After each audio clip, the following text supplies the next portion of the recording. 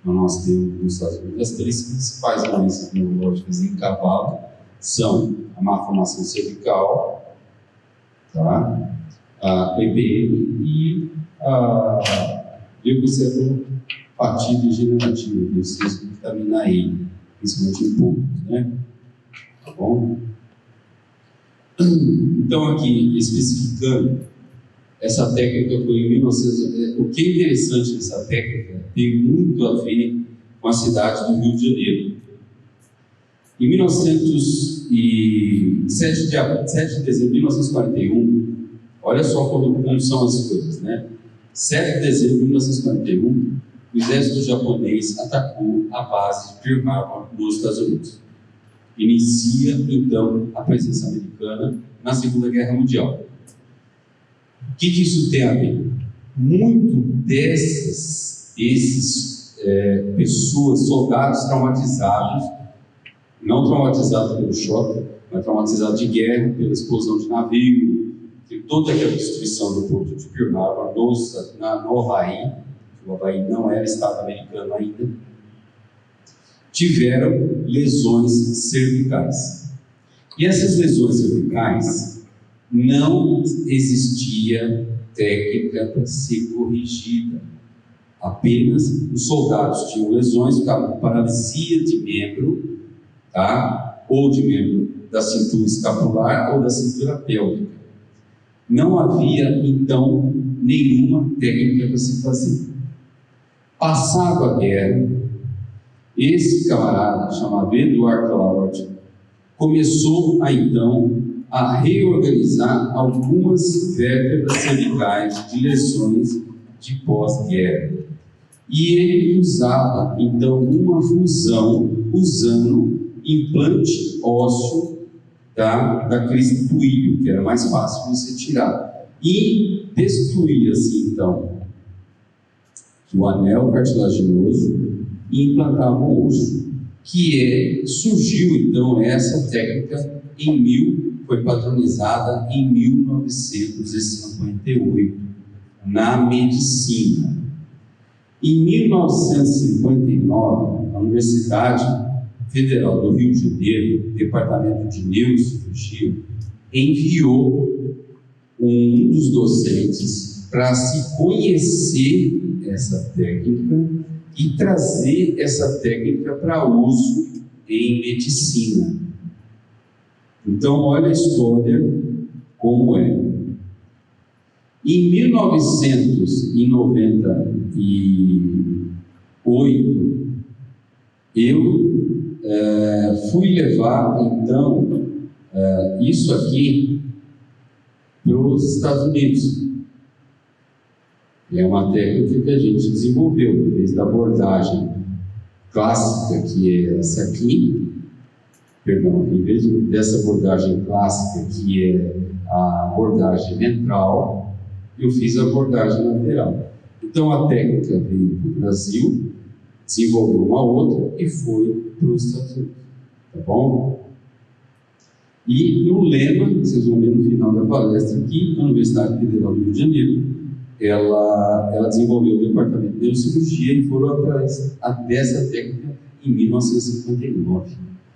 E a partir daí não teve mais evolução, tá? A não ser o tipo de implante. Então ela consta da destruição do disco vertebral, tá? Destrói-se o disco vertebral e cria-se então uma loja, do qual essa loja vai ser fixado um implante. E esse implante, então, tira essa estrutura óssea, né, esquematicamente, e implanta-se aqui um disco ou um parafuso que a gente tem. Vocês vão ver amanhã com mais detalhes disso, né? Então, isso aqui é o resumo que se faz. E essa vértebra acaba, então, fusionando com essa, né, transformando então numa artrodese vertebral, tá?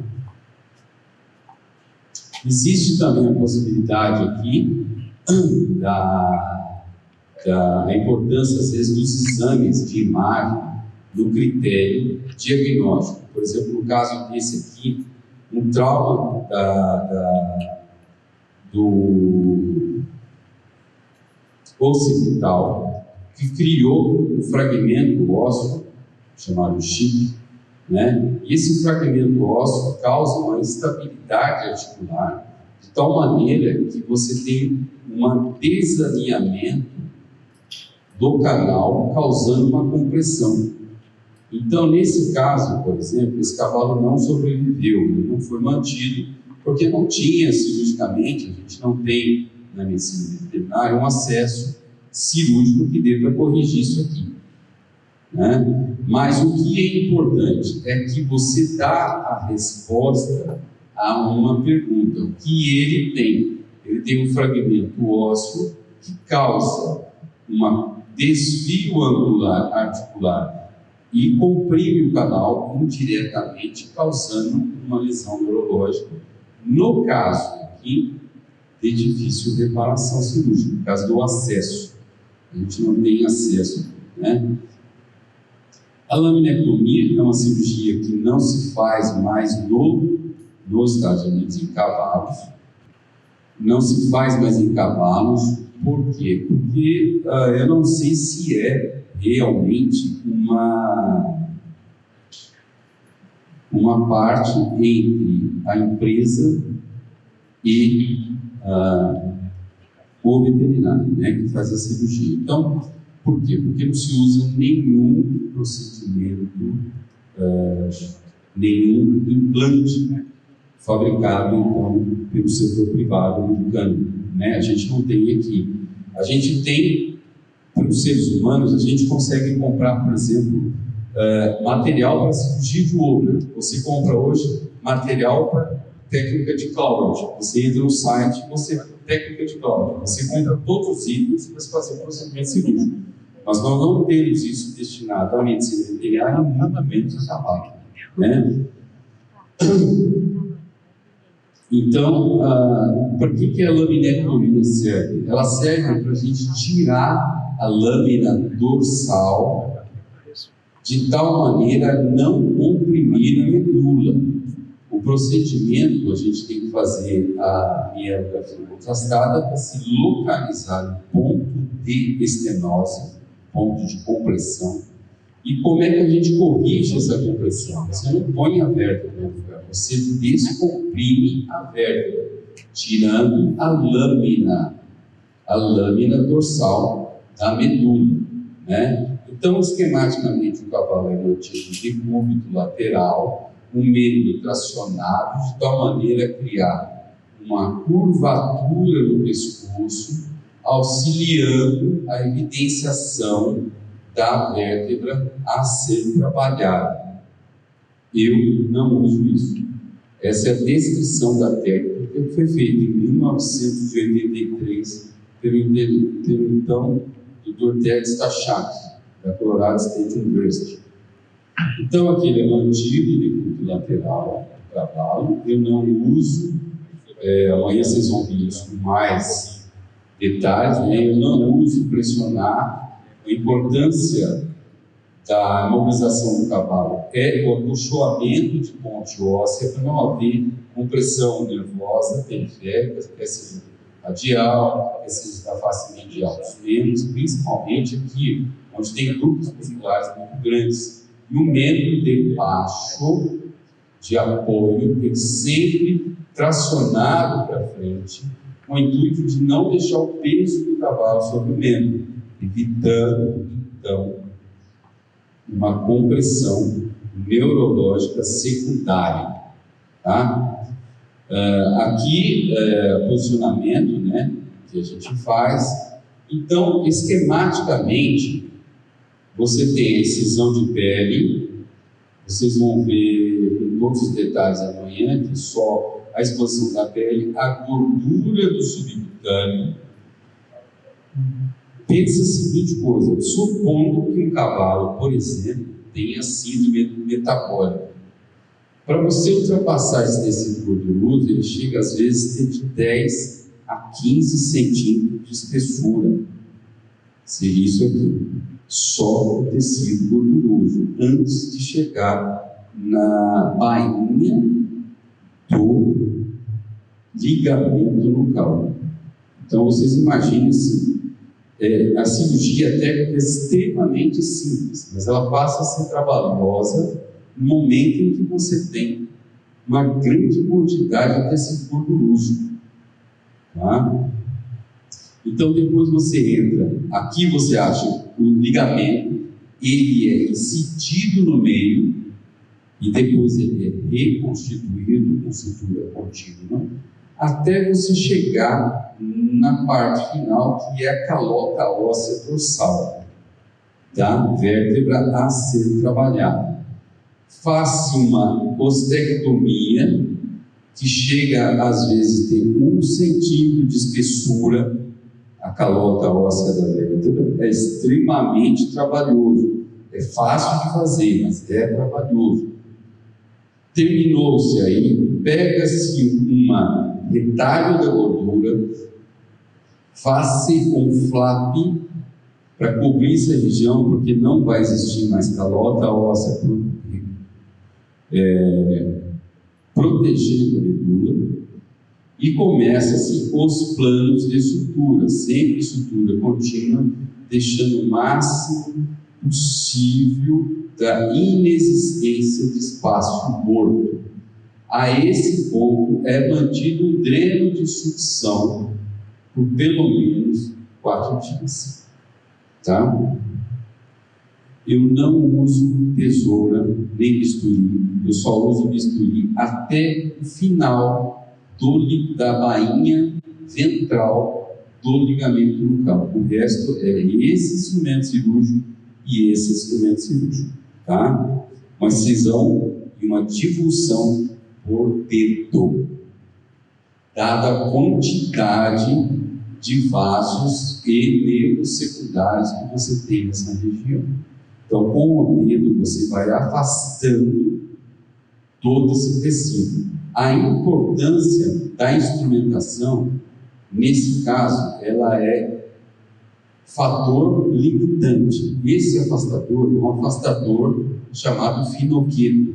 Ele serve para afastar grandes grupos musculares com tensão, porque isso aqui se enche de sangue, uma cirurgia extremamente cruenta, tem que se manter um grau de aspiração contínua e, juntamente com isso, você ainda, quando chega próximo à vértebra, você precisa afastar aqui os grupos de ligamentos e músculos, tá? De tal maneira que evidenciar apenas então somente o teto da vértebra a ser operado. Com o resultado, então, se a gente voltar, por exemplo, nesse slide, aqui mostra que a gente não vai tirar esse segmento, a gente tem que tirar o segmento onde existe a compressão da região dorsal da medula, tá? Esse é o resultado final. Então a gente faz a ostectomia e remove essa parte aqui, e a lâmina fica exposta. O que a gente vai ficar exposto? A única coisa que fica exposta é a dura mata, tá? E a dura mata, então, ela pode se expandir sem causar compressão na medula. O resultado simplesmente ele começa no levantar do cavalo. Vocês vão ver o quadro amanhã clínico disso, tá? Acho que eu consigo mostrar aqui. Então, basicamente, a ideia é essa: remove-se a calota óssea, tá? Remove-se a calota óssea de tal maneira a evitar a compressão dorsal do segmento medular cervical. Isso aqui você pode fazer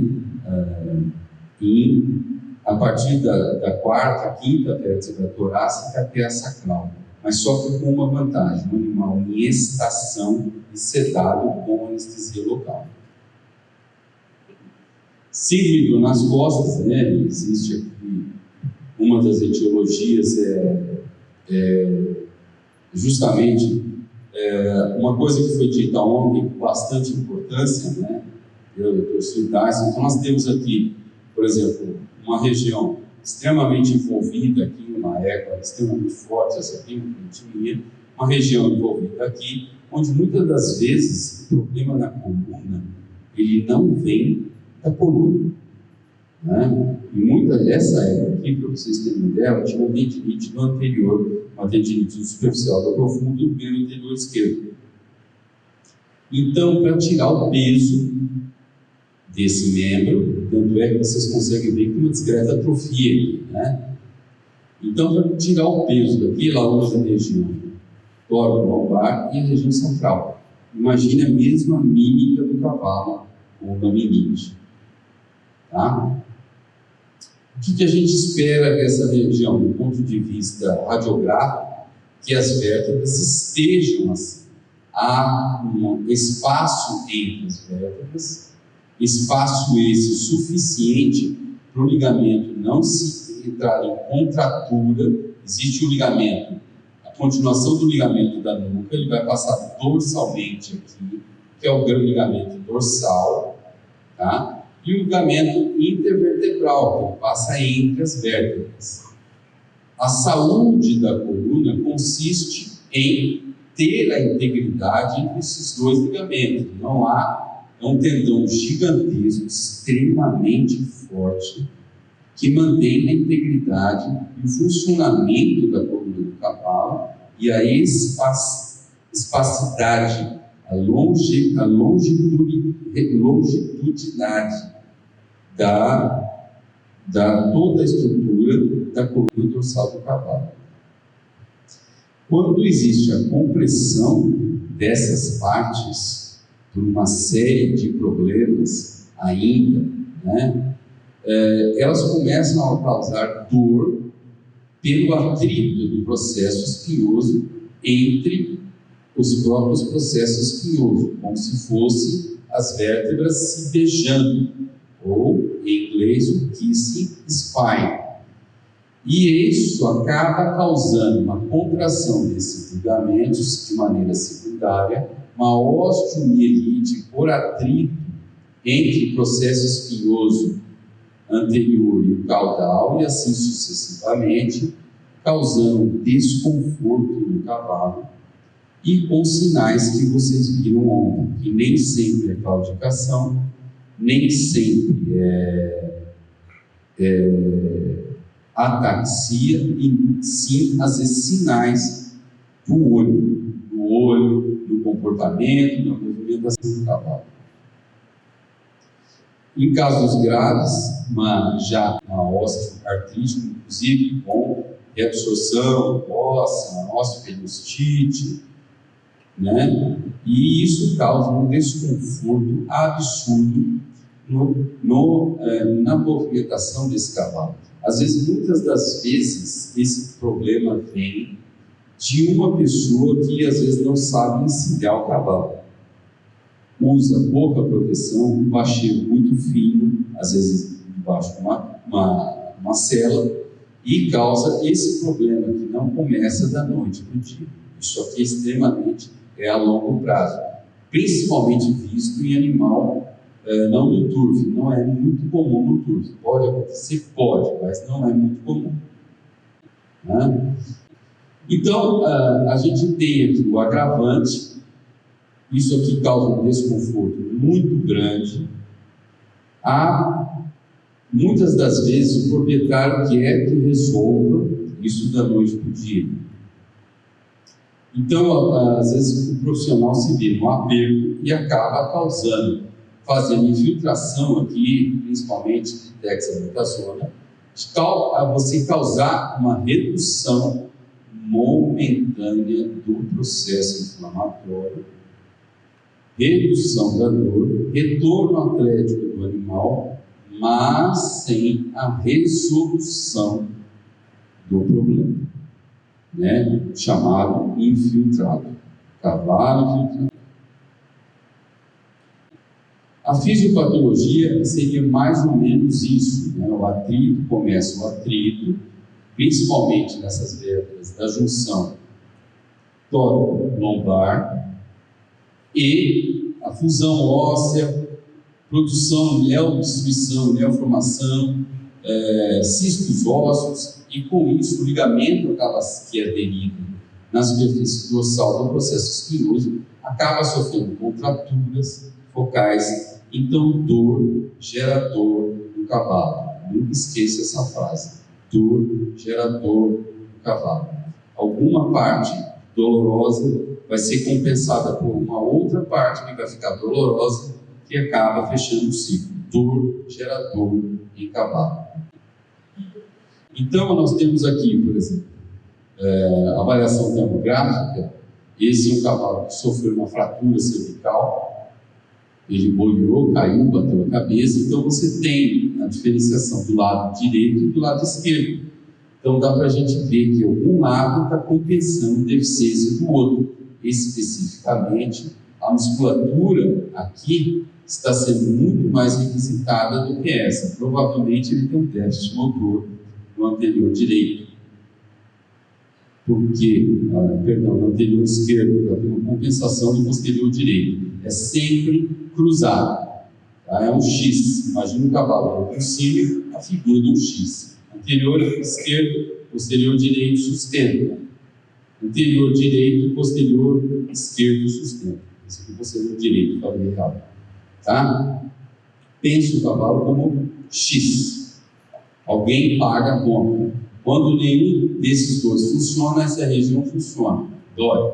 Quando esses dois não funcionam, simplesmente esse aqui vai estar no estado bem dolorido.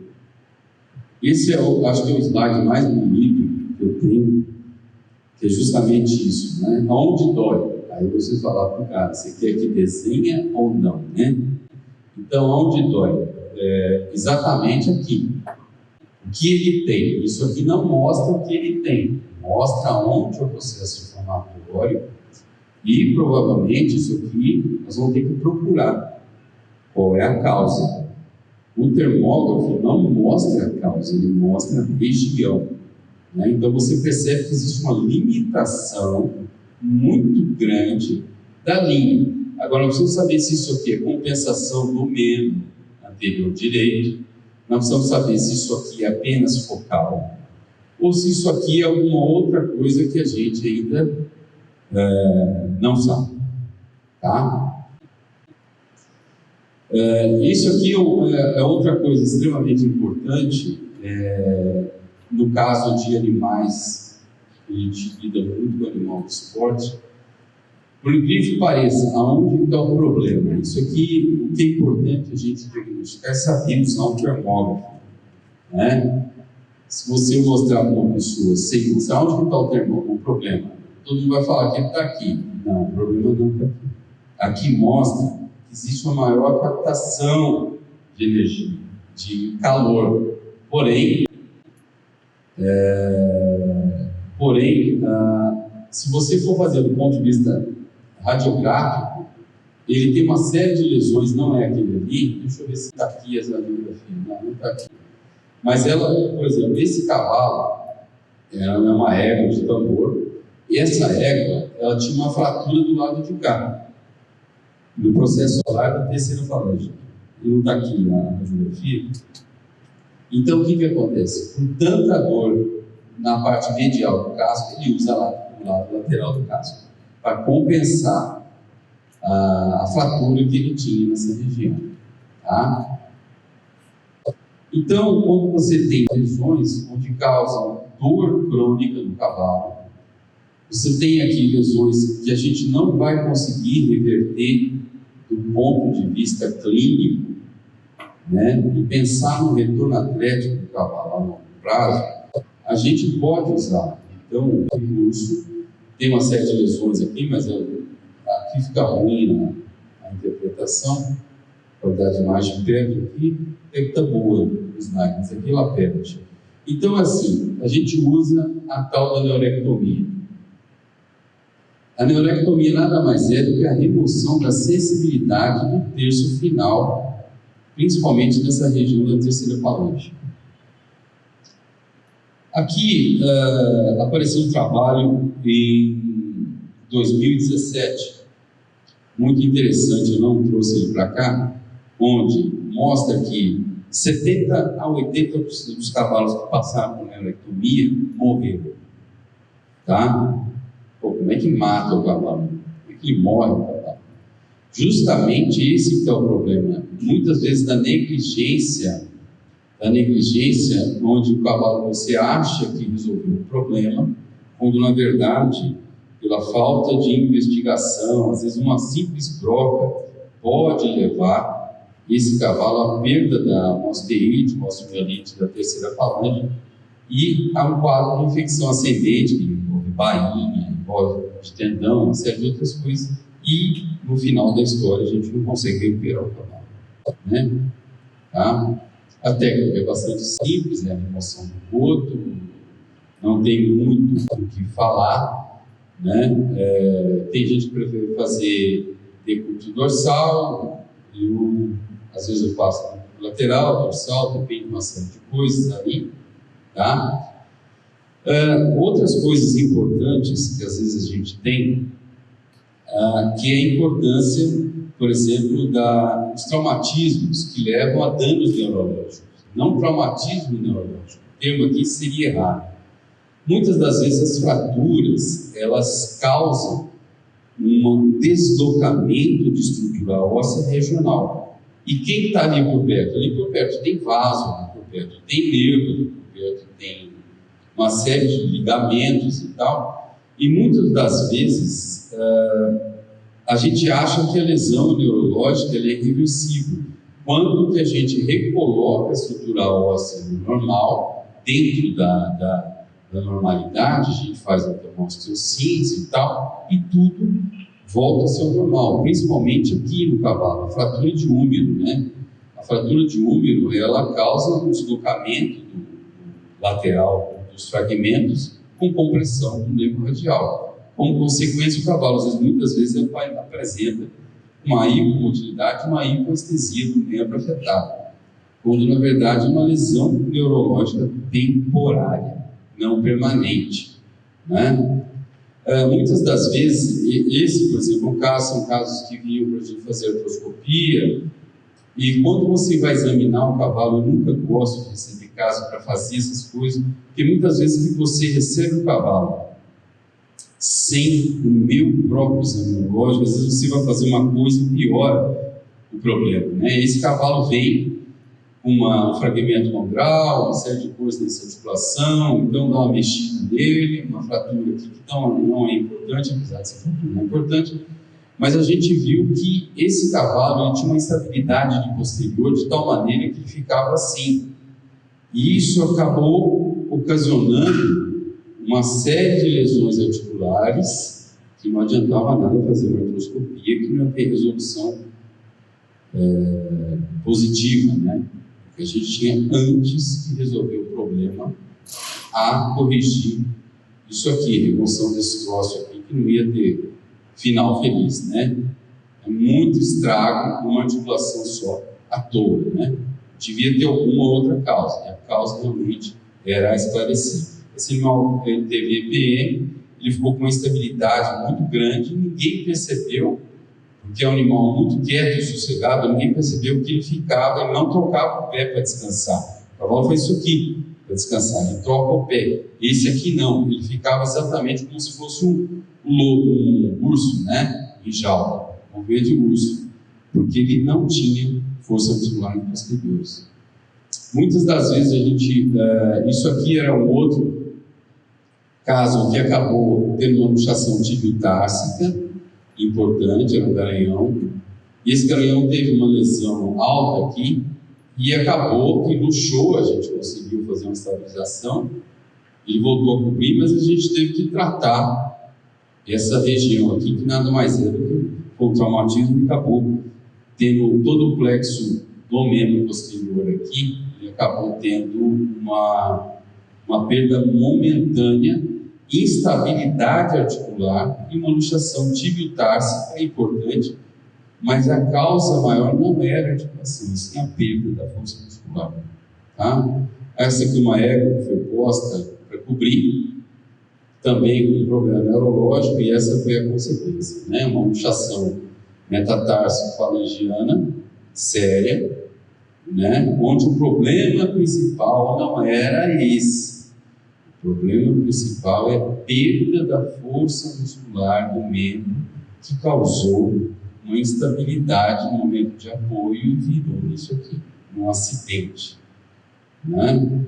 A mesma coisa disso, o cavalo foi trazido com tratamento que estava com trauma na região do extensor, e a gente recuperou o membro, não só a ferida que era consequência, o animal arrastava.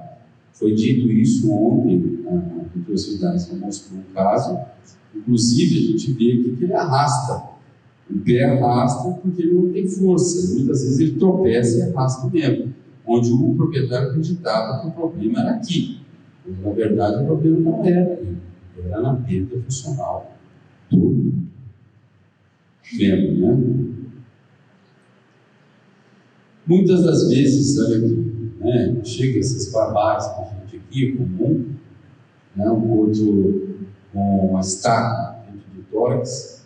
Esse é um boto que teve o Obler, ele tinha uma malformação cervical, ficou totalmente incoordenado, e ele começava a cair e bater nas coisas, né? E as pessoas chamavam que o problema principal era a estaca, né? Não era um vampiro, mas isso aqui era o de menos o problema dele, né? E o problema dele é justamente, tanto é que ele está com a cabeça para baixo, né? Isso aqui foi removido, foi tratado em tórax e tal, mas o proprietário não autorizou a fazer a cirurgia para correção, né? Não se livre desse bicho aqui. Isso aqui é mais a nossa região, onde a gente vê, né, que isso aqui é importante hoje em dia, a gente falar da destruição do meio ambiente. Então, isso aqui é cena que totalmente, agora a gente vê com rotina na minha região. Isso aqui é onça.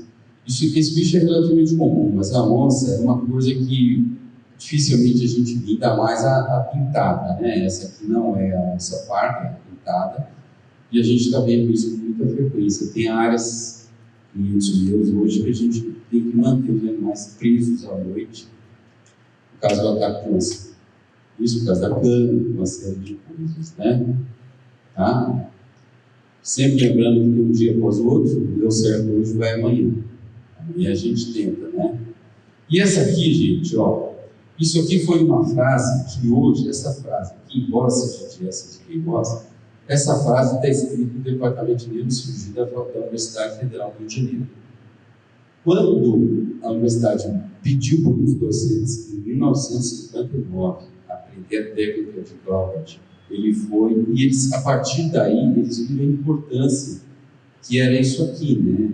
Que é para ensinar sempre uma formalidade que a gente tem que cumprir, que é saber, né? Isso aqui foi uma coisa que até hoje está no Departamento de Neurocirurgia da Faculdade de Medicina da Federal, que foi a quem trouxe essa técnica de neurocirurgia para o Brasil, tá bom? Isso é o que a gente faz, a gente tem cumprido, né, essas coisas, tem ajudado, eu tenho feito minha parte para a medicina veterinária. Esse é o segundo livro que a gente publicou. Não tinha disso, existia doenças respiratórias, também não existiam os métodos, né? Uma das coisas, existiam os métodos. Então a gente cita aqui, por exemplo, a endoscopia, a radiologia, a tomografia, a ressonância, como método de diagnóstico primário, que até então não existia isso como coisa, né? Como livro, né? Então a gente fez a minha parte que eu deixo para a medicina veterinária, né?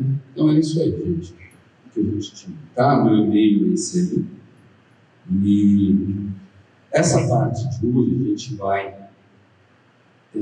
falar, então, falando, né, sobre a abordagem neurológica, e a partir da manhã a gente vai falar especificamente do tratamento cirúrgico, né, o que é possível e o que não é possível fazer. Mas vocês vão ver que hoje o impossível, ele como se diz, o impossível hoje, ele é baseado no bolso do proprietário. Né? Impossível hoje é muita coisa. O impossível depende do bolso do proprietário. Tá? Então, a grosso modo, é isso aí. Quem tiver algo, então a gente está à disposição. Tá? À vontade. Quanto tempo? Em relação ao tomógrafo, uma pergunta assim, na sua rotina.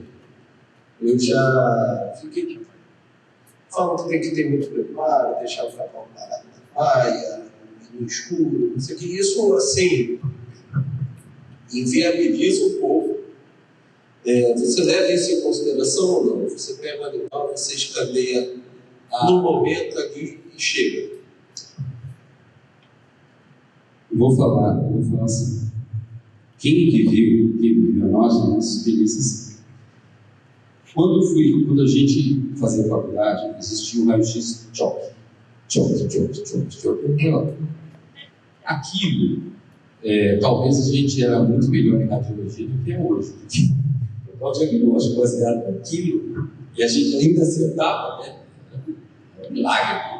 E hoje a gente tem tanta informação com raio-x digital, que a gente fala assim, a gente vê tanto detalhe que até então não existia, que a gente fala assim, precisa de mais alguma coisa. Né? Nos anos 90, eu me lembro que eu atendi 2 casos, e eu era docente na época, atendi 2 casos de hernia diafragmática. Tinha certeza que era hernia diafragmática. E como é que a gente vai fazer um raio-x no tórax do cavalo? Era um sonho. Não tinha como. E apareceu, na época, algumas coisas de fazer ultrassom em tórax de cavalo. Ultrassom em tórax de cavalo. Ultrassom para ser óleo, tórax, né?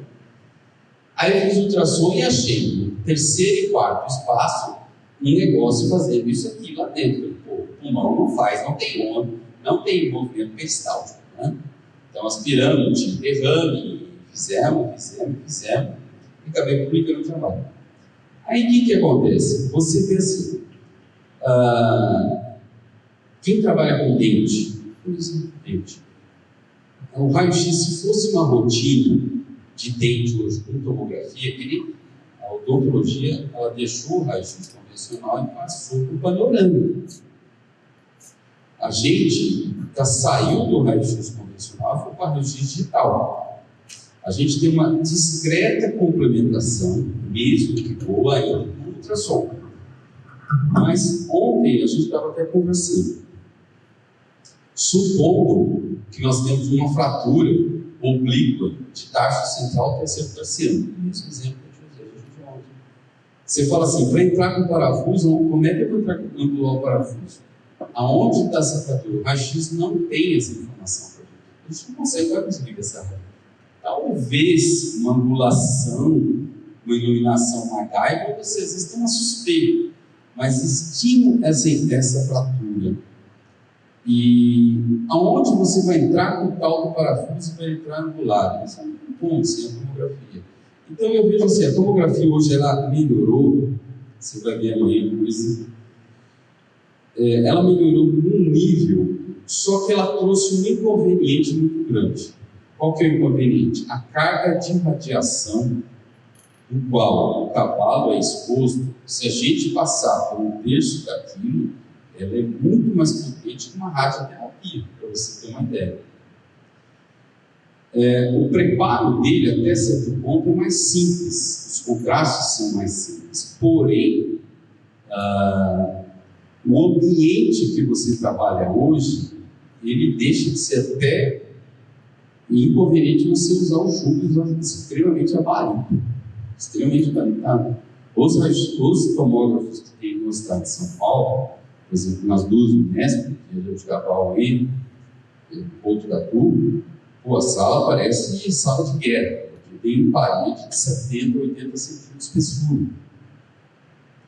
E o preparo, ele é simples, porém, os aparelhos passam a ser mais caros, o software ele é mais complexo, a resolução da imagem é um absurdo, porque você consegue fazer uma imagem 3D e mover o tecido. e girar essa imagem 3D dessa maneira. Quer dizer, se você não achar a imagem, precisa nascer de novo.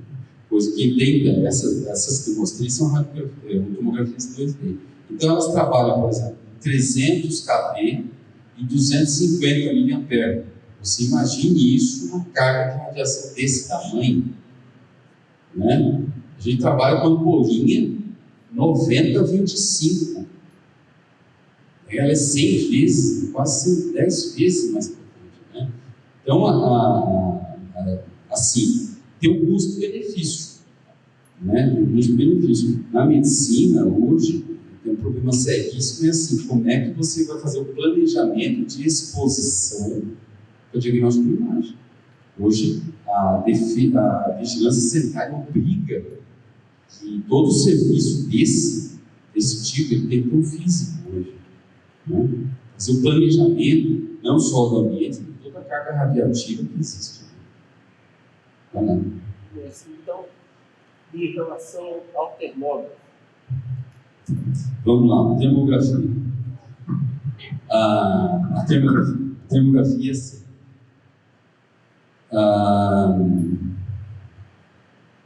Eu te odeio e eu te amo. Em que situações? A termografia, como qualquer exame, por exemplo, a termografia é necessário que o animal seja mantido pelo menos 2 horas longe de qualquer fonte de produção de calor, quer seja, inclusive onda eletromagnética, luz, etc.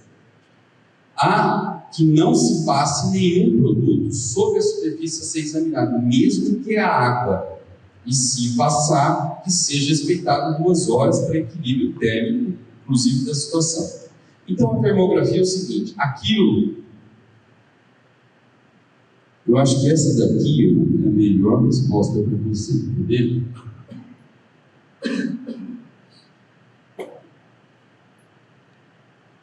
Vamos lá. O que esse cavalo tinha? Ele tinha um problema no anterior esquerdo, no anterior direito. Na termografia, ele tem uma área de compensação. Entendeu? Esse que é o X do negócio. Você está vendo a consequência, né? Isso é importante. Naquele outro caso do membro anterior, no qual você tinha uma captação no bordo medial, como na verdade tinha uma fratura do lado, uma captação do lado lateral e tinha uma fratura do lado medial, né? Porque a carga era aqui. Então, o que é importante é a experiência de quem faz e a interpretação, né? Muitas das vezes é como a gente tinha falado ontem, naquele cavalo castanho, a gente está jogando tarô. Então, saiu um problema no anterior esquerdo, saiu uma hipoestesia de musculatura peitoral, saiu um problema torcolombar e saiu uma atrofia do membro anterior posterior direito, imagem X. Então, como é que a gente interpreta isso? Isso entra um pacote de coisas, né? Mas é extremamente importante você diferenciar aquilo que cada coisa, se elas são unidas, se é a mesma coisa, ou são coisas distintas, né? Tá? Muitas das vezes, se você olhar esse cavalo, por exemplo, mais para frente ele foi negligenciado, ele teve uma completa atrofia daqui, uma completa atrofia. Por que ele teve uma completa atrofia? O músculo, com a miopatia, a primeira fase ele incha, a segunda fase, se você fibrosa, retrai, e aí fica uma lesão irreversível, né? Dependendo do grau, ele não volta mais, já foi. Então fica com uma bacia praticamente, né? Então talvez isso que é importante. A termografia, ela ajuda também, uma coisa importante, ela ajuda você a ver a evolução do quadro, no caso do casco que a gente viu ontem.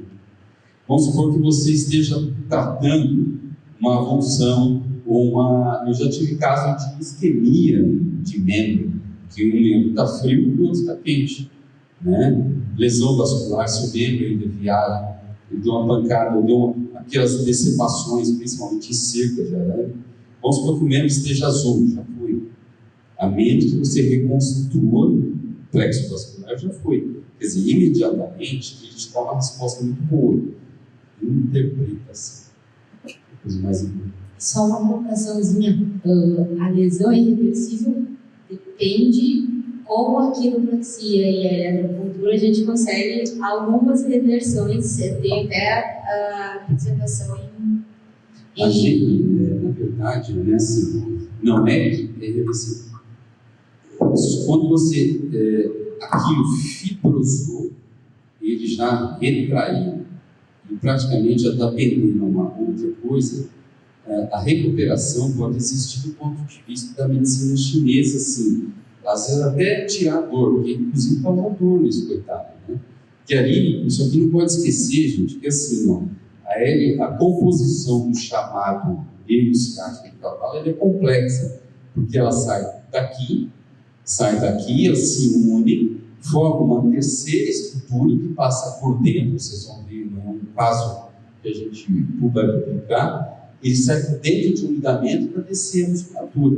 Então, às vezes, a própria compressão muscular, ela causa regionalmente uma lesão, né, neurológica. É compressivo. É secundário e compressivo, né? Como se fosse uma fratura. Tá? É uma síndrome compartimental.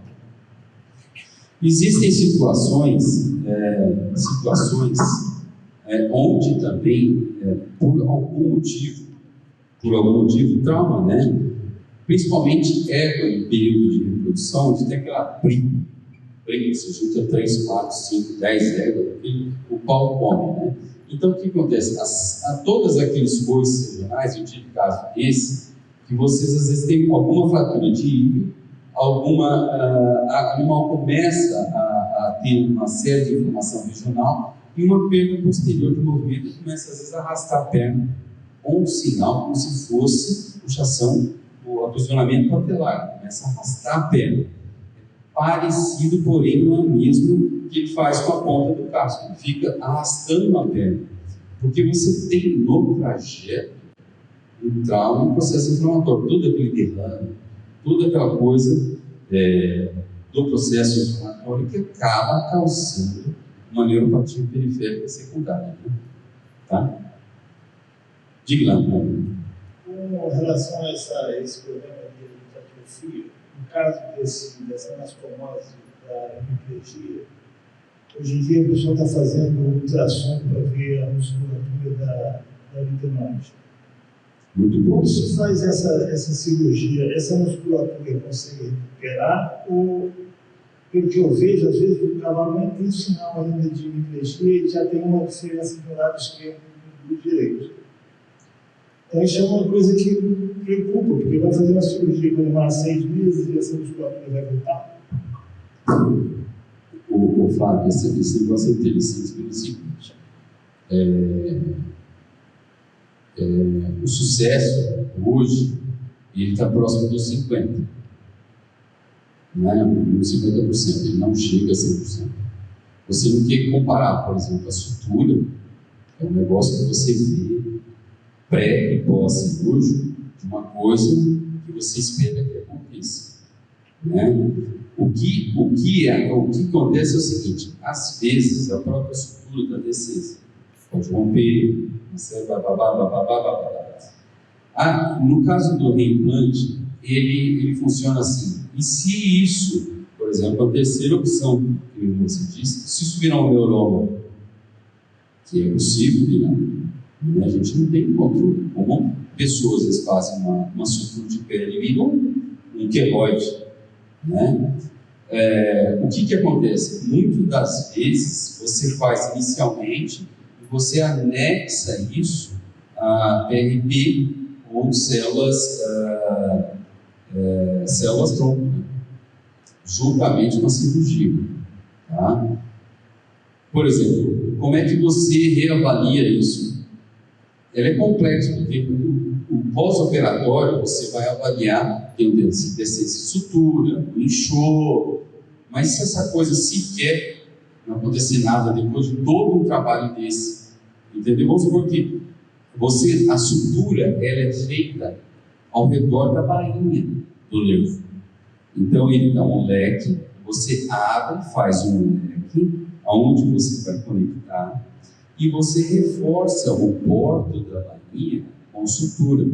A sutura, eu fio 4-0, 5-0. Qual é a chance disso não romper? Pequeno. É pequeno. E você não tem controle pós-operatório, porque essa região é chata, é fechada, você não quer nem saber que aquilo dá descência de ponta. A descência de ponta ali a gente chora. Então é assim, não é correr com o abraço. Seria uma coisa que quanto mais, antigamente, cólica, você tinha educar a mão, criar um protocolo. Por exemplo, quando eu vou, isso é importante, assim, quando eu vou operar região cervical, eu chego um dia antes, eu vou fazer um briefing. Senta todo mundo e vamos começar. Eu vou acontecer isso, porque na hora, escuta, onde está o negócio? Eu não sei. Escuta, cadê aquele? Não sei. Você não vai dizer, o raio-x, o cara saiu agora, eu falei, não sei o quê. Não. Nós vamos fazer isso. Só que isso é aquela história. Eu acho que é volume, viu, Flávio? Não é assim. Vai dar mão e volume. Entendeu? Isso que você falou é muito importante, porque a gente não pode vender uma ilusão, né? Vender dificuldade, criar dificuldades para vender uma facilidade, né? Não pode. Agora, quanto mais a gente faz, mais a mão vai se educando, e isso não adianta você ficar estudando o dia inteiro, você tem que praticar, a mão tem que praticar, né? Eu acho que é isso aí. Eu acho que os fatores contra que tem, eu acho que isso não é uma coisa que vai no futuro, a gente vai cair para esse lado. Você até comentou, de repente no futuro a gente vai cair para esse lado. Eu acho que hoje em dia, 6 meses de uma recuperação de um cavalo, nas condições financeiras que a gente tem, os problemas que a gente tem, o pessoal pagar e a gente não dá. Se a gente dá certeza, eles não querem. Se a gente não dá certeza, vão ficar na dúvida. Será que eles vão fazer? Acho que ninguém quer bancar isso. Acho que isso é muito mais uma coisa de faculdade, de estudo acadêmico, do que qualquer outra coisa em termos práticos para a gente de cavalo, ainda mais eu que sou cavalo de corrida. Agora, tem outra pergunta que é com relação a esses casos que a gente tem de cavalo que boleia e bate com a vermelha. Eu tive um caso desse, o cavalo simplesmente caiu de lado de câmera lenta. Levantou, ficou fazendo um raio-x, só disse, consciência, quebrou tudo. Eu vi o cavalo cair na minha frente. E foi uma pancada assim, super suave, e ele foi breve. Então, eu queria saber qual é o teu protocolo de recuperação e tratamento num caso desse.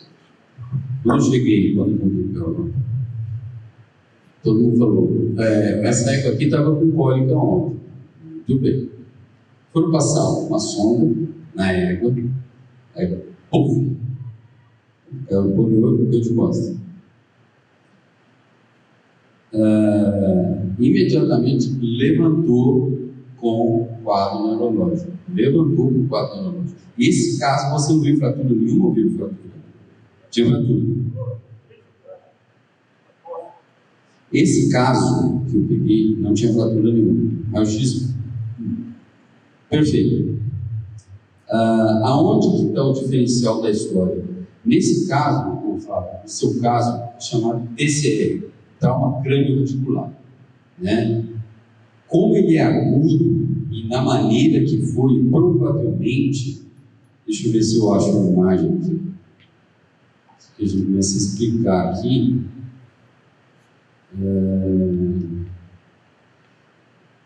Vamos usar aqui. Vamos usar.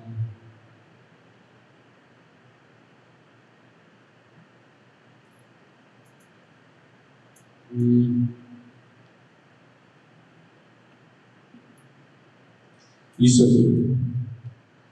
O trauma ósseo, muitas das vezes, a gente vê coisa. Ontem, até a Sue Dyson disse isso. Não se apavore com o trauma ósseo. O grande problema é o seguinte: a dura, às vezes você tem um imenso hematoma agudo que a gente não consegue ver no raio-x, que esse é a causa aguda da morte do bicho, e não o trauma ósseo. Às vezes se vê as fraturas e tal, mas às vezes um trauma dentro, principalmente entre a dura e a aracnoide, que a aracnoide sangra muito. E às vezes num trauma bobo desse, você tem a expansão pelo sangue da hemorragia e a compressão medular aguda, né? E se ela for mais alta, por exemplo, ponte e bulbo, fatal. Não, mas foi só na cerveja, foi só na apófise, foi só, elas quebraram. Eu acho, Fábio, eu acho assim. Em vez de ficar assim, elas ficam uma em cima da outra. Sim. Então, isso é que eu quero saber. O que você faz quando o radiográfico quebrou um monte de apófise dessas? Tira. Eu tiro. Sabe por quê? Como é que isso vai organizar? Não sei. Eu tiro. Amanhã a gente vai averiguar esses daqui. Mas essas apófises espinhosas, a primeira coisa que eu faço é tirar. Nem que for tirar uma sim, uma não. Uma sim, uma não. Se ela for para qualquer lado, mesmo que errado, ela não vai causar lesão nessa nem nessa. Você tem o ligamento como garantia. Lá, ela está presa lá para cima, às vezes. Mas eu tiro tudo. E amanhã a gente vai mostrar aqui. Eu detesto fazer infiltração, por exemplo, nesse tipo de caso crônico, porque o proprietário vai te ver a segunda vez, e vai ver a terceira vez, e vai ver a quarta vez, mesmo que em espaço aí de 4 a 6 vezes, ele vai te ver, né? Mas no caso, se não é cervical, que precisa de uma outra abordagem, as cirurgias a partir de T6, T7, você tranquilamente pode fazer cirurgia em estação. Dá para se fazer. É trabalhoso, mas dá para se fazer. E a gente vai falar sobre isso aqui. Mas eu tiro a apófise fraturada. Tem os seus cílios, não tem nada. Você não consegue um nível de garantia. Quer dizer, ele tem estrutura óssea, pode ser uma placa pequena, com placa de cachorro. Já tentei fazer isso. Mas são dois trabalhos: fazer e a pressão do ligamento, que é muito forte. A estrutura óssea, a placa não vai aguentar. Ele tem matriz óssea, você põe parafuso, você põe placa, mas infelizmente o ligamento é muito forte, né? Não dá certo. Eu tive alguns casos desses, acho que no mínimo 10, né, durante a minha vida. Eu tive cavalo que eu nunca operei, sempre esperei, e aí começa devagarinho, vou aumentando e tal, e eu tive cavalo, inclusive, do grupo 1 com lesão desse tipo. Eu nunca operei, não, acho que. Sim. Uma ideia. Sim. Antigamente usava, vocês vão ver o slide amanhã, que usava um osteótomo elétrico, aquele que faz assim, né? Aquele osteótomo que corta assim. Eu antigamente usava o osteótomo, que fazia assim. Agora eu parei de usar esse osteótomo, eu uso o cego. Ele é direcionado, é focalizado e é muito mais fácil de trabalhar. Você escolhe qual é, serra, tira e acabou, ponto. Né? Isso aí. No caso dessas lesões que o Flávio comentou, de fratura de processo espinhoso, vai falando, pode falar. Só para você pode comentar a respeito do prognóstico em relação aos cavalos de pismo. É isso que eu ia falar, peraí. Essa eu acho que é uma questão mais direcionada muito talvez para os cavalos de pismo. Eu acho que essa resposta eu queria dar amanhã. Então tá. Eu queria dar amanhã, porque a imagem é melhor que 1000 palavras. Então, tem duas situações. Deixa eu ver aqui. Tem duas situações, eu não tenho slide aqui. Tem a aula de amanhã.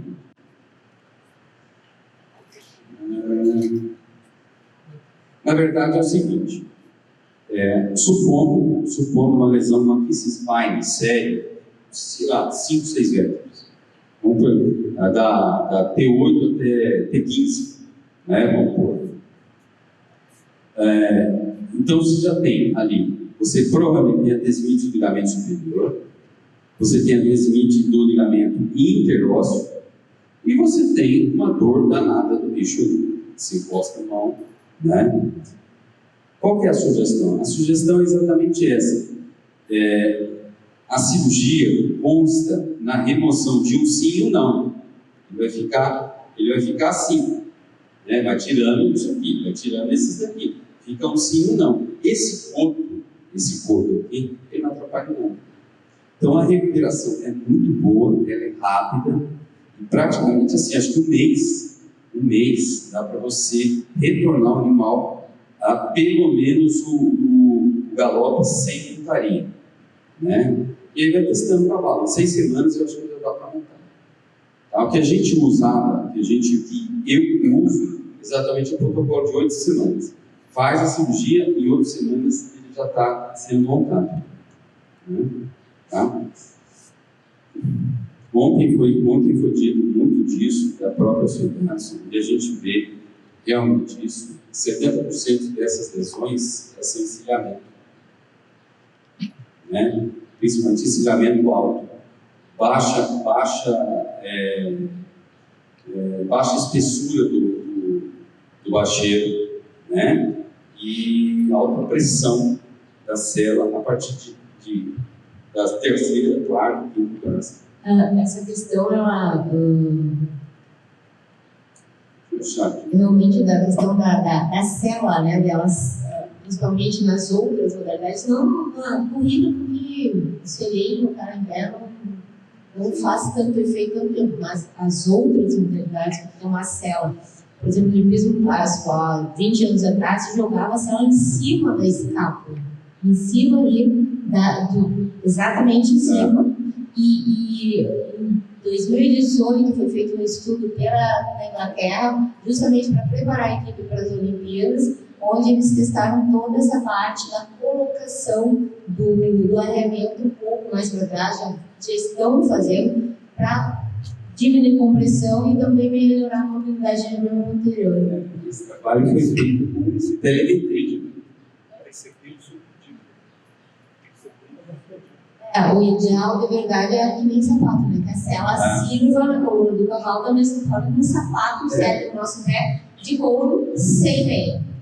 Por exemplo, o que é comum, a gente tem duas coisas diferentes em continentes diferentes. Voltando à pergunta do próprio Kissis-Spine. Por exemplo, o que se faz na Europa? Na Europa, nos Estados Unidos, o teste é infiltração com anestésico. Para saber se a dor é realmente aquilo ou não. É um bloqueio. É um bloqueio que se faz. Se achou que é isso, radiografou que é isso, será que é isso a dor? Bloqueia, faz de novo a história, passa a dor. Mesma coisa da proposta da sua idade sua ontem. Você bloqueia a região, monta o cavalo e vê se está normal. Está normal? Então é aqui mesmo. Então o que consta a cirurgia? Ela consta em um sim, um não. Um sim, um não. Um sim, um não. De tal maneira que a vértebra fica totalmente inteirada. Em casos, por exemplo, se você tirar só isso aqui, tem gente, por exemplo, tem algumas técnicas que você usa só a remoção disso aqui, ó. Entra com o osteólogo e faz isso aqui. Algumas vezes eu fiz isso. Em alguns casos,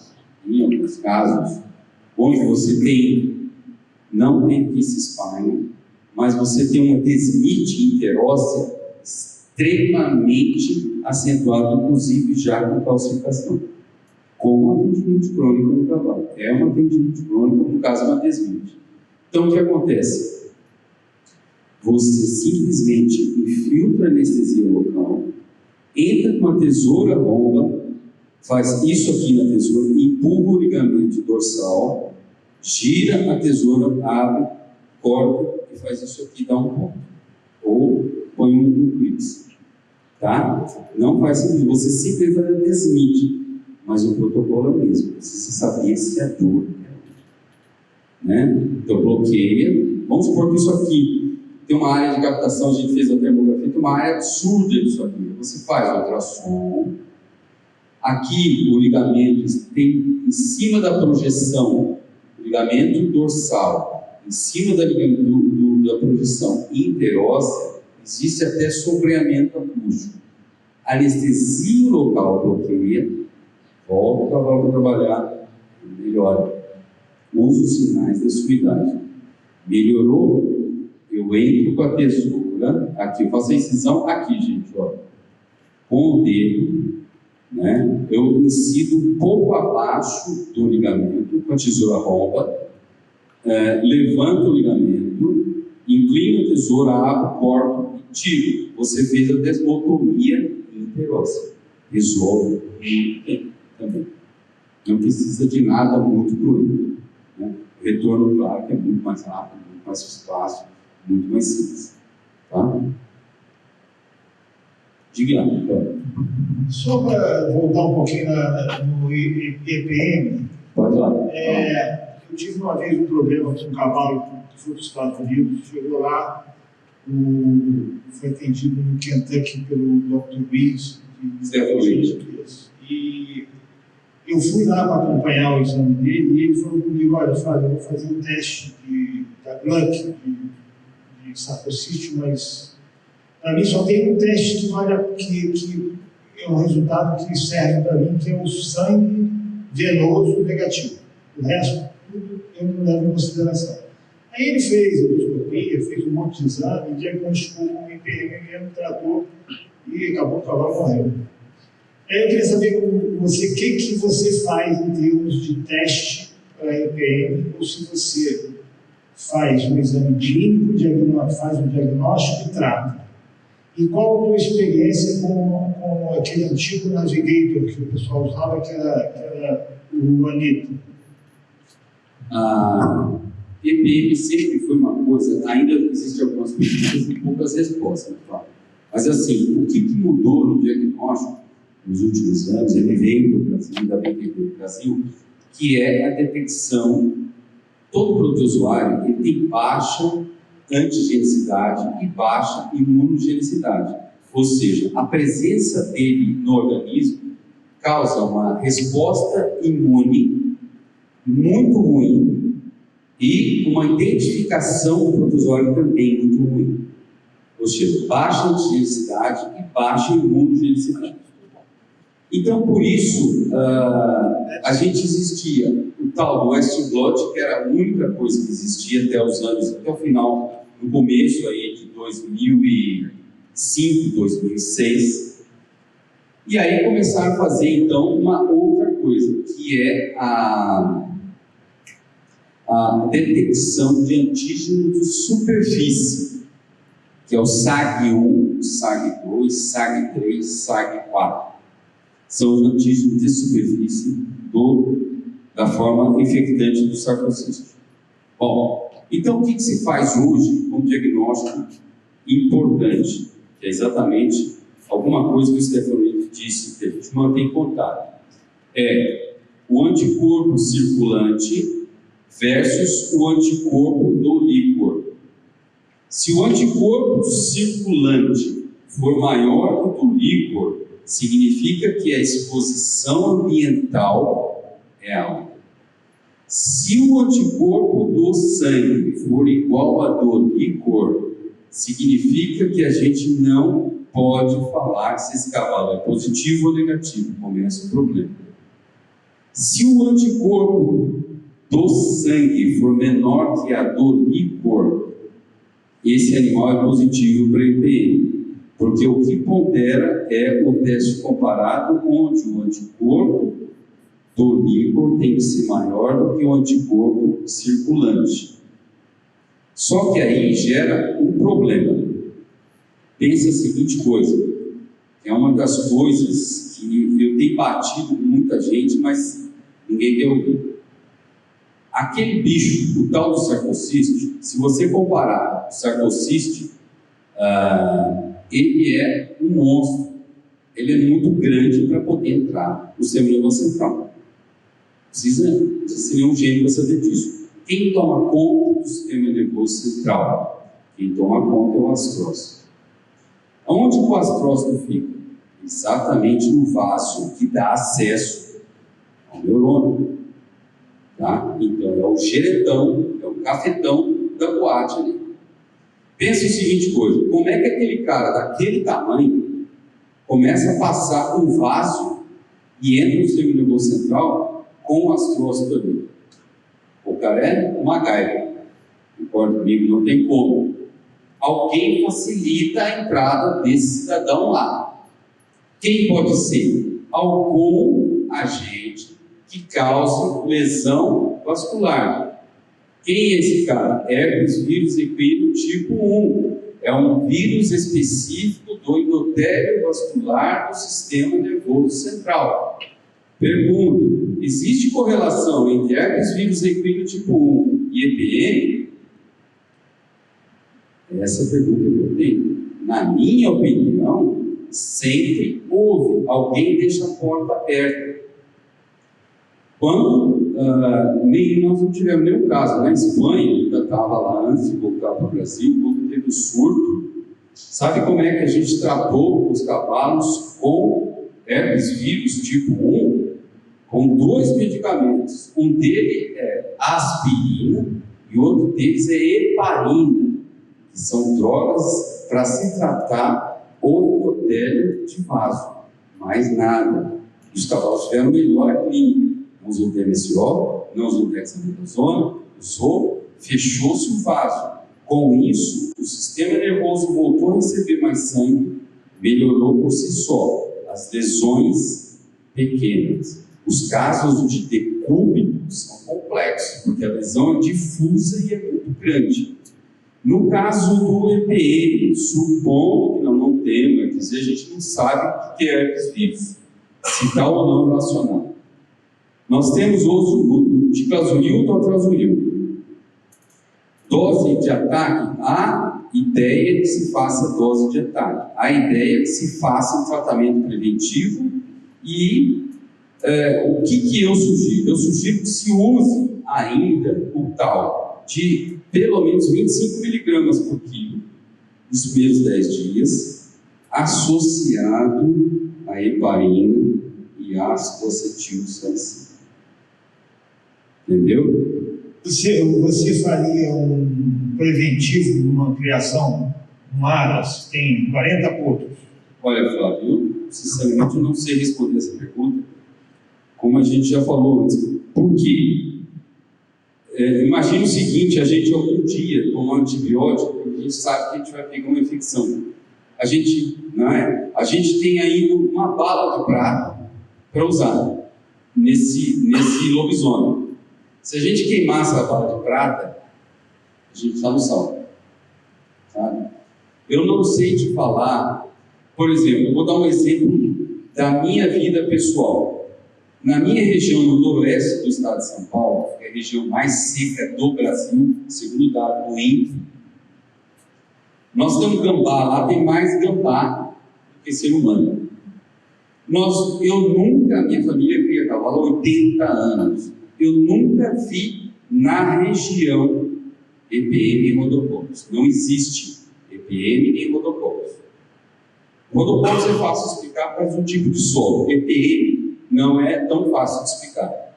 Mas eu tenho uma suspeita. Se você comparar, por exemplo, a zona do Rio de Janeiro, eu converso com alguns colegas, a região abaixo da serra, você não tem EPM no estado do Rio de Janeiro. Na serra, você tem a serra. Região da serra, EPM. Região fora da serra não tem EPM. O que difere uma com a outra? Temperatura. Certo? Temperatura. Se realmente a história da infecção for causada pela transmissão via fezes do gambá, a exposição das fezes no ambiente alto, com baixa temperatura, a desidratação é muito mais lenta. A vivacidade do ocisto infectante é maior do que na região baixa, que é mais quente e mais seco. Na minha região, o gambá, acho que tem um congresso do gambá lá. Nós não temos infecção por EPM. Provavelmente, só concluir minha ideia, você tem o gambá defeca, vamos supor, na ração do cavalo. Quando sobra alguma coisa para ele comer ali, né? Mas se ele defecar no ambiente, a desidratação é muito maior que a temperatura. Nossa temperatura lá é exorbitante. Não é uma temperatura comum. Essa do Rio aqui, ele incomoda pela umidade, mas lá é quente e seco. Então a desidratação e a viabilidade do ocisto é menor. Creio, talvez seja esse um dos problemas do EPM. A Universidade da Unesp conseguiu uma infecção experimental via oral. Até hoje. Parece que foi a única do mundo, conseguiu uma infecção experimental via oral. Mas a gente cai no mesmo problema. Como é que esse troço tão grande está lá? Né? Não sei. Eu não sei. É para se perguntar. É complexo, viu, Flávio? É complexo. Porque você fica à mercê de uma situação que você não pode vacinar, você não pode evitar, você não pode... Quer dizer, o que você pode fazer? Tem que esperar levar um tiro para saber o que você vai fazer. Então é muito complicado, realmente. Olha, cientificado, especificamente, eu trabalhei no Arte de Mangalar, embaixadoras, sei lá, uns 10 anos atrás, 12, e eu tive 2 casos de doença do neurônio motor, tive 2 casos neurológicos, que, né, para mim não era EPM, embora a outra colega que trabalhava lá já tinha diagnosticado de cara. Eu fui investigar e era doença do neurônio motor, e para chegar a isso, eu fui à Embrapa para saber da questão do solo. Né? Eu fui saber que o solo nessa região, outro dia eu conversando com um tio que fala, acho que é aqui do Brasil, é um solo muito e tem muito pouca disponibilidade de selênio. E daí eu pergunto, não seria essa a grande predisposição que os nossos cavalos estão tendo de ter problemas neurológicos, talvez sejam ou não EPM, até porque a gente sabe de casos de cavalos que não tiveram EPM, foram tratados com o ditrovigil que vem com desses dois. Às vezes os dois. Componentes, e os cavalos melhoram, talvez. Então, vou juntar a sua pergunta com a pergunta do Flávio. Vamos, já que nós não temos, infelizmente, nós não temos estatística disso. Nós temos um exemplo americano. Divide os Estados Unidos em 4 pedaços. Então, nós temos norte e sul, leste e oeste. São 4 pedaços. Onde tem a maior incidência de doença de potro com mieloencefalopatia degenerativa, deficiência de vitamina E, que seria, então, a região norte do Michigan, Grandes Lagos, ali, a quantidade de selênio é horrível, o solo é muito pobre. Onde você tem a maior quantidade de EPM na mesma região. Tá? Você tem, dividindo os Estados Unidos, você tem região leste, maior frequência de EPM. Região oeste, menor frequência de EPM. Região norte, maior que a região sul. E se você fizer as duas junções como união de conjunto, a região nordeste dos Estados Unidos é a pior que tem. Porque ela tem solo fraco, mais frio, mais umidade e mais EPM. Então, é de se pensar que onde tem mais cavalo nos Estados Unidos? Na costa oeste. Onde tem maior frequência de EPM? Na costa leste. Deve ter alguma coisa aí. O que é essa coisa? Temperatura. Né? Se você pegar o centro-norte dos Estados Unidos, o inverno é extremamente rigoroso, né? Do que o centro-sul. A costa oeste hoje está passando por um processo de desertificação. Provavelmente os Estados Unidos vão ter que tirar água do mar para beber, porque lá tem um problema seríssimo. Acabou a água, praticamente a água está acabando. Então eu acho, Flávio, que deve ter um X, um fator X dessa história. Né? Estatisticamente eu sei que isso funciona, que isso é assim lá. E a gente, se você pegar, por exemplo, a EPM, na região do Rio Paraná até a Bolívia, ele não existe no Brasil. Eu converso com muita gente, os casos que existem são casos importados, cavalos que mudaram de regiões para lá. Nós temos no estado de São Paulo um miolo, que é a região de Sorocaba, Campinas, sul de Minas, ali na região da Serra, muito parecido com o que o carioca tem aqui, perto da região de Petrópolis e Teresópolis ali. É muito parecido a condição. Na região do Pampa Gaúcho até Avaré, que é justamente que entra na região do miolo do estado de São Paulo, esse é o trajeto do EPM. Entendeu? do sul do Rio Grande do Sul, que passa por Curitiba e vai até Itararé, Avaré, que entra na região Sorocaba do Miolo, desse rastro. E esse rastro vai até o sul da Bahia, do norte do Espírito Santo, que é a região da Serra. Como é que eles consideram um cavalo positivo para a IPM nos Estados Unidos hoje em dia? Através de necrópsia?